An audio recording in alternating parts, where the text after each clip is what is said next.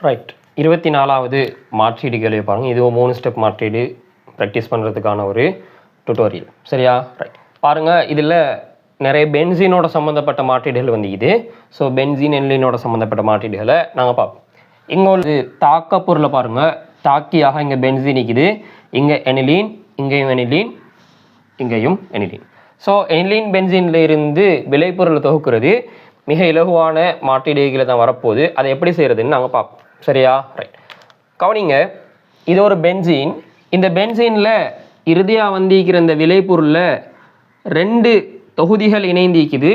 அதுவும் ஒன்று சார்பாக ஒன்று, அதாவது இந்த CH2 CH3 தொகுதி சார்பாக புரோமின், அல்லது இந்த புரோமின் சார்பாக CH2 CH3 தொகுதி மெட்டாதானத்தில் இணைஞ்சிக்கு. இதில் இருந்து நீங்கள் என்ன முடிவு எடுப்பீங்கன்னா, இந்த பென்சீனில் முதலாவது ஏறின தொகுதி ஒரு மெட்டா வழிகாட்டியாக இருக்கணும். மெட்டா வழிகாட்டியாக இருந்து அடுத்தது ஏறினது ஏதோ மெட்டா வழிகாட்டியாக இருக்கலாம், அல்லது ஓத்தோபரா வழிகாட்டியாக இருக்கலாம். சரியா? ரைட்.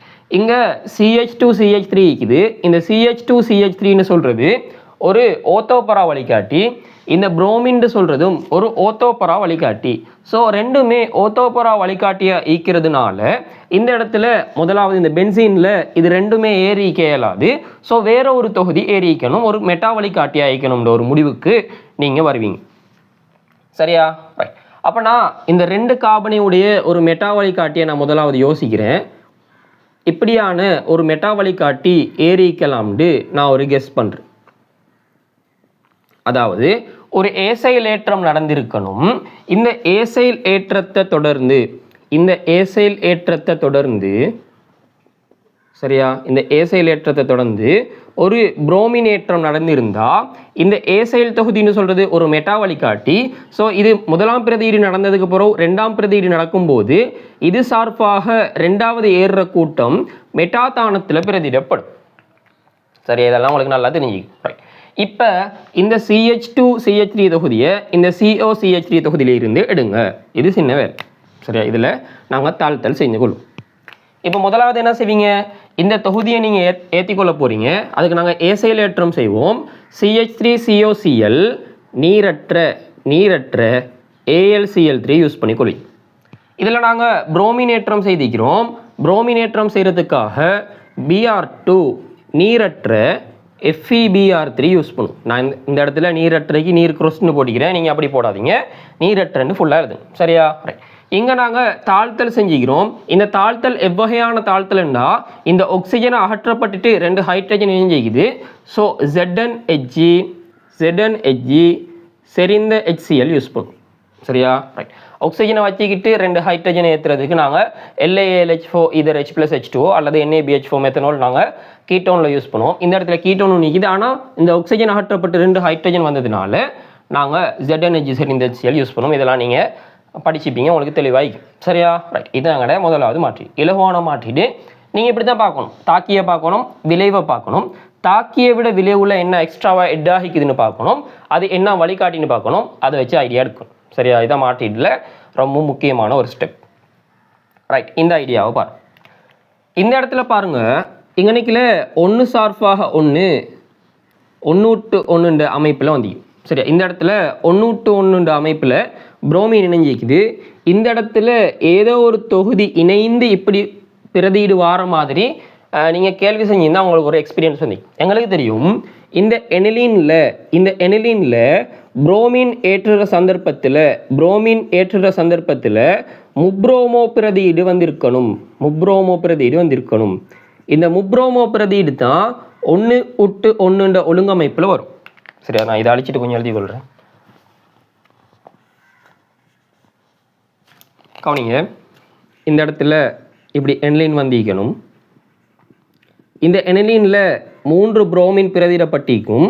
இந்த 3 புரோமின் இவ்வாறு பிரதியிடுற சந்தர்ப்பத்தில் தான் இந்த 1:1 ஒழுங்கமைப்பு வரும். சரியா? இந்த தொகுதியை விட்டுட்டு பாருங்க, 1:1 ஒழுங்கமைப்பில் வரும். ஸோ இதுக்கு பிறகு என்ன நடந்துக்குன்னா, இங்கே NH2 தொகுதி அகற்றப்பட்டிக்குது. NH2 தொகுதியை எப்படி அகற்றலாம்டா, முதலாவது இதை நீங்கள் N2+Cl- மாற்றிக்கொள்ளுங்க.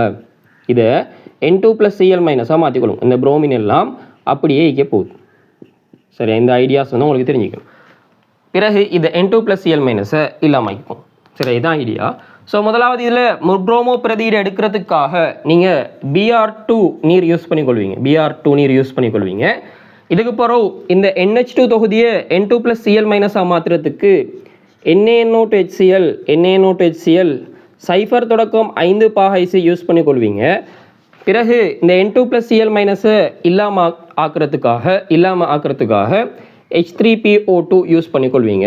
H3PO2 யூஸ் பண்ணிக்கொள்வீங்க. இதாங்கடா ஐடியா. சரியா, இந்த ஐடியாவில் நிறைய கேள்விகள் வரும்.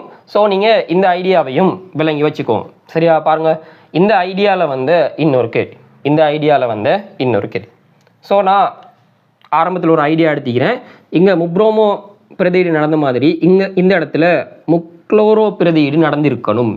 சரியா, அப்படின்னா அந்த ஐடியாவுக்கு அமைய செஞ்சு கொண்டு போகிறேன். சரியா, இந்த இடத்துல ஒரு எனிலின் நீக்குது. இந்த எனிலினில் முக்ளோரோ பிரதியீடு நடந்திருக்குது. சரியா, ஆனால் இதில் நடந்த ஒரு டிஃப்ரெண்ட் என்னன்னா, இந்த NH2 தொகுதி இந்த இடத்துல இல்லாமல் போய்க்குது. இந்த இடத்துல எக்ஸ்ட்ராவாக ஒரு குளோரின் வந்துக்குது. ஸோ ஒரு குளோரின் ஹெட் ஆக்குறதுக்கான ஸ்டெப் நீங்கள் படிச்சிருப்பீங்க. இப்படியான ஒரு ஸ்டெப். எப்படியான ஸ்டெப்னா, ஒரு N2+Cl- இந்த இடத்துல குளோரின்லாம் அப்படியே இருக்குது. இந்த N2+Cl- குளோரின் ஏற்றத்துக்காக நீங்கள் ஒரு ஸ்டெப் படிச்சிப்பீங்க. அதுதான் CuCl. இந்த CuCl யூஸ் பண்ணுற டைமில் இந்த N2+Cl- குளோரின் பிரதியிடப்படும். இந்த இடத்துல புரோமின் பிரதியிடப்படணுமா இருந்தால் CuBr நீங்கள் யூஸ் பண்ணிக்கொள்வீங்க. சரியா, இதெல்லாம் லேசான ஸ்டெப், அதை நீங்கள் பார்த்துக்கோங்க.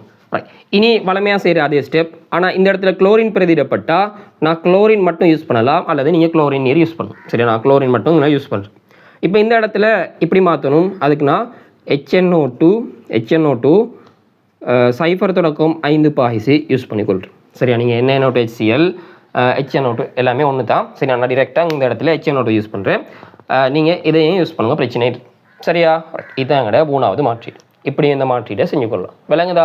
பென்சீனில் அந்த முப்ரோமோ பிரதியீடை வச்சு இப்படியும் உங்களுக்கு கேள்வி கேட்கலாம். சரியா, இப்போ இங்கே பாருங்கள், இங்கே 3 புரோமின் வந்துக்குது ஒன்று ஒழுங்கமைப்பில். ஆனால் இந்த இடத்துல ஒரு குளோரின் பிரதியிடப்பட்டிக்குது. ஸோ லாஸ்ட் ஸ்டெப்பில் இப்படி வரணும். ஆனால் இந்த இடத்துல புரோமின் பிரதியிடப்படும். அந்த ஐடியா உங்களுக்கு ஒட்டா வரணும். பாருங்கள், இது ஒரு எனிலீன். இந்த எனிலீனுக்கு முப்ரோமோ பிரதியீடு நடந்திக்குது. சரியா, ரைட். ஆனால் இந்த இடத்துல இடைநிலை விளைபொருளாக இவ்வாறான ஒரு இடைநிலை விளைபொருள் இருந்திருக்கணும். இந்த இடைநிலை விளைபொருளுக்கு குளோரின் ஏற்றத்துக்காக நாங்கள் CuCl யூஸ் பண்ணுவோம். விளங்குதா உங்களுக்கு ஐடியா? இந்த இடத்துல நீங்கள் CuCl போடுவீங்க. இந்த இடத்துல புரோமின் ஏறிக்குது, முப்ரோமோ பிரதியீடு. ஸோ நீங்கள் Br2 நீர் அல்லது Br2 யூஸ் பண்ணலாம். இந்த இடத்துல NH2 N2+Cl- மாற்றுறதுக்காக NaNO2HCl சைஃபர் தொடக்கம் 5 பாகைசி யூஸ் பண்ணி கொள்ளும். சரியா, இது ஒரு சிம்பிளான ஐடியா. அடுத்த ஐடியாவை பாருங்க. இந்த இடத்துல 3 D தொகுதிகள் பிரதியிடப்பட்டிருக்கு. இந்த Dன்னு சொல்றது ஹைட்ரஜன் ஒரு சமதானி. சரியா, அப்போ நீர் யூஸ் பண்ணுற இடத்துல இந்த இடத்துல D2O யூஸ் பண்ணால் இந்த D பிரதியிடப்படும் ஒரு ஐடியா உங்களுக்கு ஈக்கணும். நீங்கள் படிச்சே இருப்பீங்க. சரியா, ரைட். நான் இந்த கேள்விக்கு வரேன். இப்போ இந்த கேள்வியில் பாருங்கள், நான் பின்னுக்கு இந்த ஒரு ஐடியாவை எடுத்துகிட்டு வரேன். இந்த இடத்துல பின்னுக்கு இருந்த இடைநிலை விளைபொருள், NH2 அப்படியே இருந்திருக்கு. MgBr, இந்த இடத்துலையும் MgBr, இங்கேயும் MgBr. இந்த MgBrல நாங்கள் D2O யூஸ் பண்ணுற டைமில் அல்லது D+D2O யூஸ் பண்ணுற டைமில் இந்த தொகுதியில் MgBr ஓடி வெளியே போக இந்த இடத்துல D பிரதியிடப்படும். சரியா, இந்த கிரீனாட்டுக்கு நாங்கள் H+H2O யூஸ் பண்ணுற டைமில் இந்த இடத்துல ஹைட்ரஜன் பிரதியிடப்படுற மாதிரி D+D2O யூஸ் பண்ணுற டைமில் இந்த இடத்துல 3லையுமே D பிரதியிடப்படும். இதுதான் கான்செப்ட். சரியா, ரைட். இது உங்களுக்கு தெரிஞ்சுக்கும். ரைட். இப்போ இந்த MgBr-ஐ என்லைன்லேருந்து உருவாக்கும்.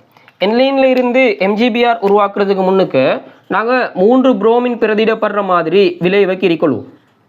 NH2 இந்த இடத்துல புரோமின் 3 பிரதியிடப்பட்டிக்குது. ஸோ இந்த 3 புரோமினையும் நாங்கள் மெக்னீசியம் உலரீதர் போட்டால் MgBr வரப்போகுது. ஸோ இதுக்கு நாங்கள் Br2 அல்லது Br2 நீர் யூஸ் பண்ணலாம். இதுக்கு நாங்கள் மெக்னீசியம் உலர் ஈதர் யூஸ் பண்ணுற டைமில் இவ்வாறான ஒரு இடைநிலை விளைபொருள் வரும். அதை நாங்கள் D+D2 யூஸ் பண்ணுற டைமில் இந்த விளைவை நாங்கள் எடுக்கிறோம். சரியா, இதாங்கட 24வது கேள்வி.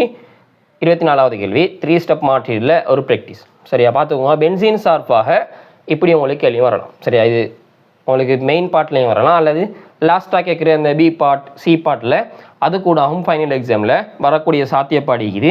இப்படியும் அவங்க கேள்வி கேட்கலாம். சரியா, அதனால் நீங்கள் இதை செஞ்சு பார்த்து இதுக்கான ப்ராக்டிஸ் எடுத்து இது சார்பாக நீங்களே வேறு வேறு கேள்வியை மாற்றி அமைச்சு. சரியா, இதே மாதிரி தான் வரப்போகுது.